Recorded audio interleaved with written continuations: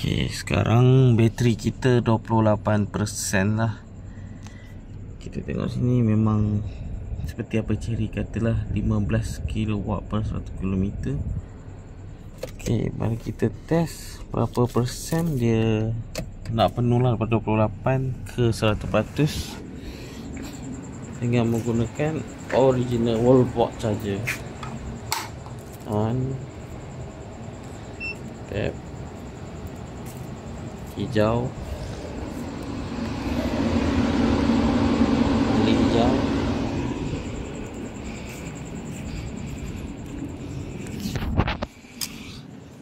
Okay, lebih kurang 6 jam 20 minit lah.